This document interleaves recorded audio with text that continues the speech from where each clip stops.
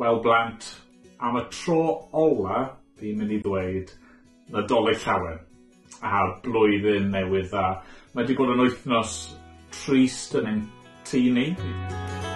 Wedi bod yn pacio i ffwrdd y goeden a'r addurniadau. Falle bod chi wedi bod yn gwneud yr un peth, yn rhoi nhw yn bocsys a nôl yn yr atig neu yn y garage, neu nes i hyd yn oed weld wrth gerdded ar y stryd, lot o bobl wedi gadael i hen goed nhw allan mwyn i'r lorry bins i ddod ac i cymryd nhw i ffwrdd. Mae'n teimlo, fel bod ni wedi pacio'r Nadolig i ffwrdd ac rhoi mas o'r ffordd am flwyddyn arall. Nawr, yn lwcus iawn, ni ddim yn gorfod pacio popeth i ffwrdd ar ôl i'r Nadolig orffen, ydyn ni. Nathach chi ddim pacio'ch anrhegion chi gyd i ffwrdd a rhoi nhw yn yr atig neu yn y garage hefyd, neu rhoi nhw mas i'r lorry bins, naddo. Be nathach chi gael am Nadolig? Beth oedd eich hoff anrheg chi? Fy hoff anrheg i yw Eglwys Lysau ges i o'r Gwanwyn. Dyma fy hoff anrheg Nadolig.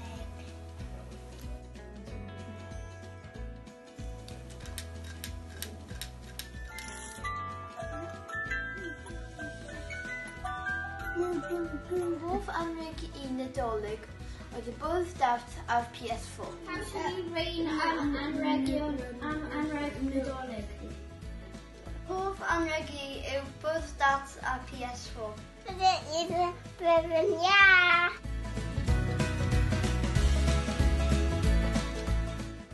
Fy hoff anrheg i yw bisged i cnoi.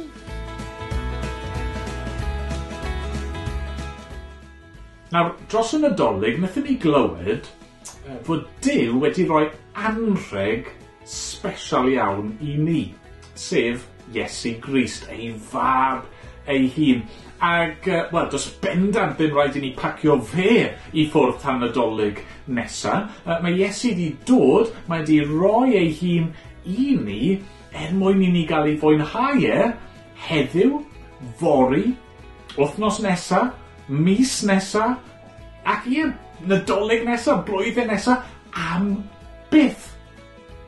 Nawr, yn yr adran nesaf yma, ni'n edrych arno bore yma, yn Efengil Ioan, ni'n gweld Iesu yn dweud mwy am beth sydd yn mynd i ddigwydd. Y ffaith fod yn mynd i orfod, mewn ffordd gadael y disgyblion am ychydig bach, ond i fod hefyd yn mynd i fod gyda nhw am byth.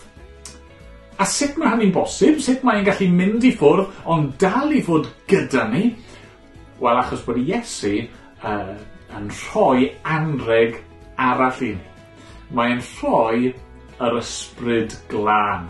Ac wrth i'r ysbryd glân ddod, mae Iesu yn rhoi pethau eraill i ni trwy hynny hefyd.